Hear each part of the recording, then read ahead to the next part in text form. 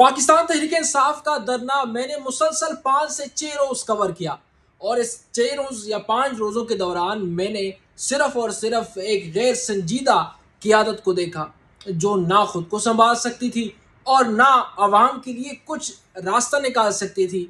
और मुझे समझ नहीं आया कि ये लोग डील करना चाहते हैं, इमरान खान को बाहर निकलवाना चाहते हैं या फिर इनके दिमाग में कुछ और चल रहा है। कोई समझ नहीं आ रहा था कि किस तरीके से ये लोग धरना दिए बैठे हैं और धरना क्यों दिए बैठे हैं, और धरना दिए अगर बैठे हैं तो कहाँ जो है वो धरना दिया है, आवाम को क्या दिखाना चाहते हैं और इसके साथ हुकूमत को क्या बताना चाहते हैं। क्योंकि जितने भी धरने थे, धरनों के दौरान किसी किस्म का कोई ऐसी सिचुएशन नहीं क्रिएट हुई कि जहाँ पे दबाव जो है वो हुकूमत पे बढ़े। हुकूमत की जानिब से कोई बातचीत इनके साथ नहीं की गई।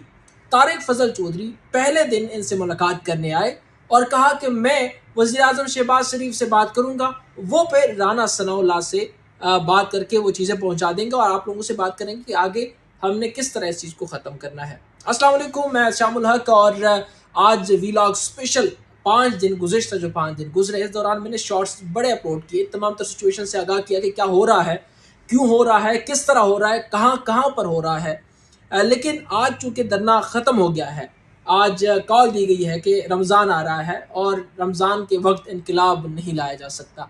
रमज़ान में रोज़े रखे जाते हैं और ये जो एहतजाज वाला सिस्टम है ये मुअख्खर करना पड़ेगा। तहरीक तहफ़्फ़ुज़ आईन पाकिस्तान के सरबराह जो महमूद खान अचकज़ई साहब हैं, वो अल्लामा राजा नासिर अब्बास, असद कैसर और इसके साथ जो सलमान अकरम राजा हैं, वो बिलाखिर यहाँ पर पहुँच गए हैं कि मामलात को अब थोड़ा सा ब्रेक लगा दें। ना कोई डील ऑफ़र, ना कोई इस तरह की जद्दोजहद जो पहले होती रही।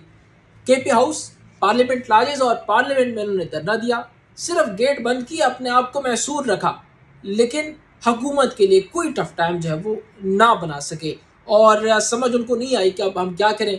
कल हमें लगा कि शायद कुछ बड़ा होने वाला है, क्योंकि क़यादत जो थी वो इंतज़ार कर रही थी कि किसी तरीके से ये जो अलीमा खानम है वो प्रेस कॉन्फ्रेंस करे और उसके बाद उनको देख के हम लाहेअमल तैयार करेंगे कि अब वो क्या कहती है, आया वो ठंडी पड़ चुकी है या फिर मामलात जो है वो ख़राब हो रहे हैं।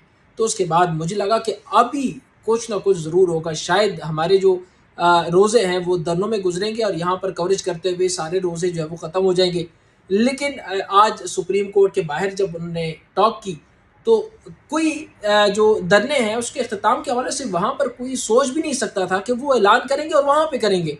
अमूमन पाकिस्तान तहरीक तहफ़्फ़ुज़ आईन पाकिस्तान जो है वो अपने प्लेटफॉर्म से ही चीज़ें बेचती है और वहाँ पे या तो मीडिया टॉक कर लेती हैं या कुछ, लेकिन आज गैर ज़रूरी जगह पे जहाँ पे पाकिस्तान तहरीक इंसाफ के बानी चेयरमैन इमरान खान की जानिब से कुछ जो केसेस हैं उनकी समाअत थी, तो वो लोग भी वहाँ पर आए और वहाँ पर आखिर में टॉक की और टॉक में कहा कि अभी रोज़े शुरू हो गए हैं तो धरना जो है वो हम मौखर कर रहे हैं।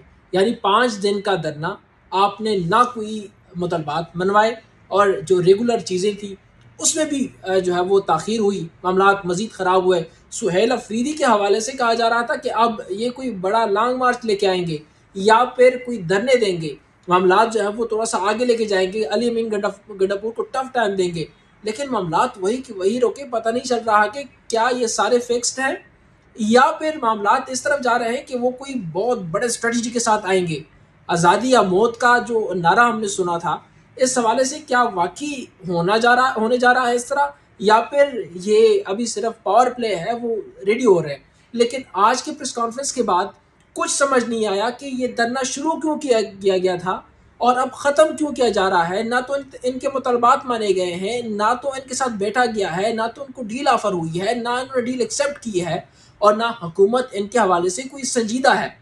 हुकूमत स्ट्रेट फॉरवर्ड कह चुकी है कि हम जो कर रहे हैं, जिस तरह का इलाज हम चाहते हैं बानी पीटीआई का, इमरान खान का, वो हम इलाज करेंगे और हम कर चुके हैं। और इन्होंने कहा कि नहीं, आप लोग इलाज नहीं करें, हम आपको बताएंगे कौन से डॉक्टर्स हैं और कौन से डॉक्टर्स जाने हैं, किसका नाम दिया जाएगा और किस तरह इलाज किया जाएगा, हमें पता है, हमारे डॉक्टर्स को पता है, और तब तक हम धरना जारी रखेंगे और धरना जो है वो हम मज़ीद जो है वो बढ़ा देंगे। लेकिन ना तो इनके मुतलबात माने गए और ना उनको रिलीफ मिला और यहाँ पर 5 दिन जो पार्लियामेंट हाउस पे महसूर रहे, काना बाहर खुद नहीं निकलते थे, اور جب نکلنا ہوتا تھا تو آرام سے نکل جاتے تھے۔ بیرسٹر گوہر علامہ راجہ ناصر عباس جب پیمز گئے آدھی رات کو، تو آدھی رات کو تو دروازے نہیں کھلتے، صبح تو کھلتے ہیں، لیکن پھر بھی جب آپ جانا چاہتے تھے تو آپ کے لیے دروازے انہوں نے کھول کے رکھے۔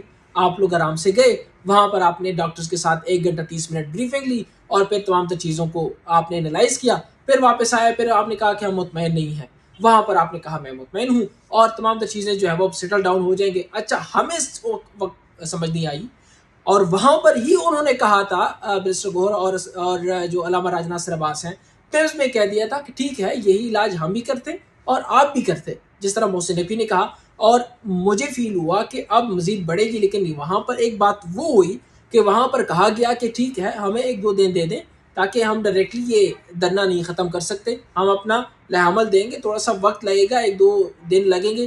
اور وہی ہوا، 2 دن بعد یہاں سپریم کورٹ میں مہمان، نہ کوئی اس کا مہمان نوازی، نہ کوئی کام، نہ کام کرانے والا، بس سیدھا آ گیا آج ہم دھرنا ختم کر رہے ہیں، اور آج روزے شروع ہو رہے ہیں، تو روزوں میں انقلاب نہیں لے کے آیا جا سکتا۔ تو معاملات یہ تھے کہ ہم 5 دن سے تو یہ دیکھ رہے تھے کہ کوئی طریقے سے غیر سنجیدگی بہت زیادہ ہے، سنجیدگی نہیں ہے، نہ کوئی شخص سنگل پرسن جو ہے وہ اس کے لیے موٹیویٹ نہیں ہو رہا، عوام کو نہیں بتایا جا رہا، وہاں پر اندر ہی پولیٹکس چل رہی ہے۔ کے پی ہاؤس میں علی امین گنڈاپور، شیر افضل مروت، سہیل افریدی کے درمیان اپنے ہی گربان میں وہ پڑے ہوئے ہیں، کوئی اس کو برا کہہ رہا ہے، کوئی اس کو ٹھیک کہہ رہا ہے، کوئی محسن نقوی کی تعریف ہی کر رہا ہے جو 24 نومبر میں معاملات ہوئے، کوئی جو ہے وہ کہہ رہا ہے کہ وہ 2 لوگ مرے، وہ کس نے مروائے۔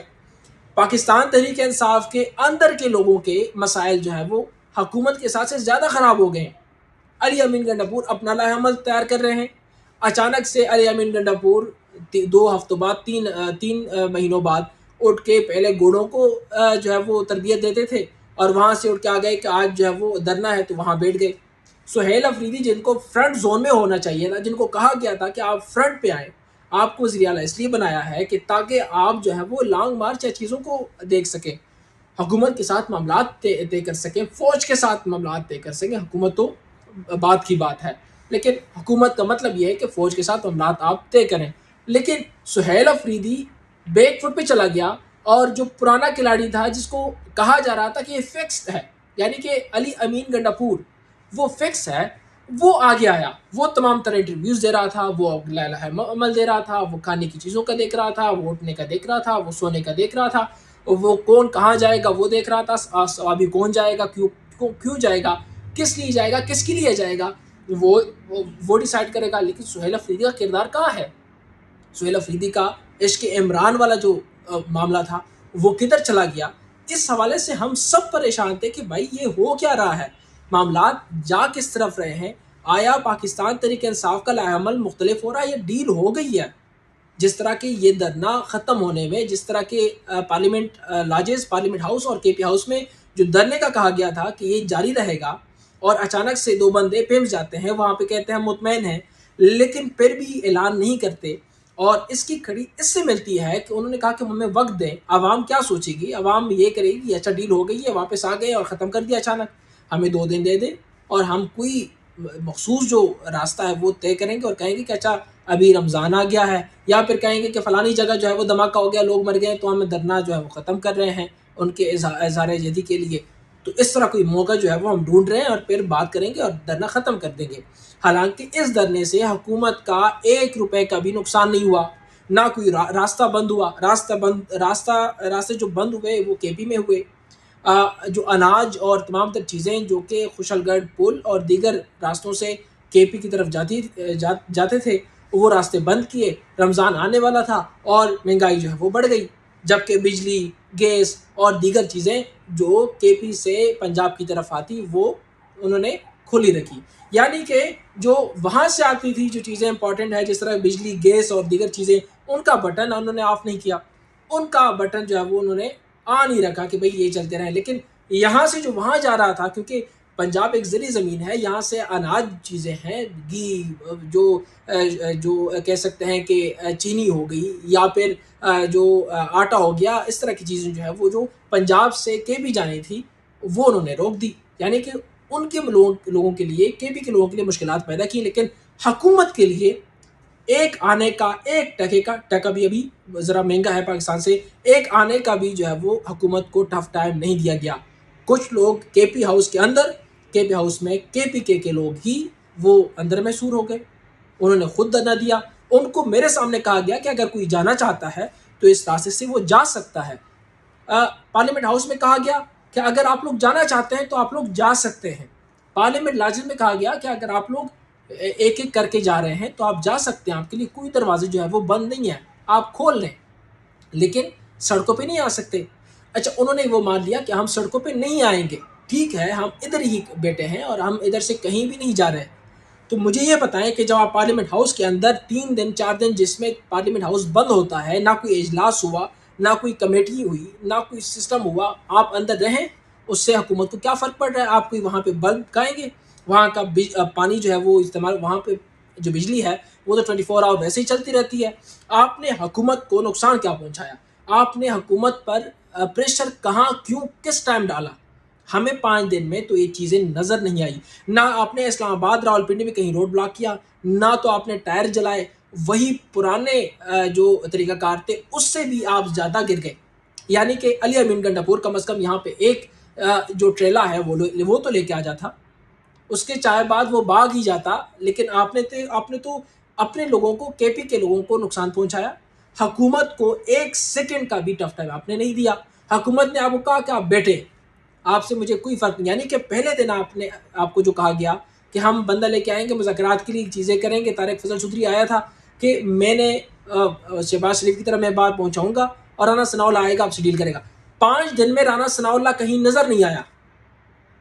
اور دوسری بات یہ ہے کہ اندرونی اختلافات اتنے زیادہ ہو گئے ہیں کہ علی امین گنڈاپور، شیر افضل مروت اور اس کے ساتھ جو سہیل افریدی ہیں اور اس کے علاوہ جو شاہد خٹک ہیں، ان کے درمیان ہی معاملات خراب ہو گئے.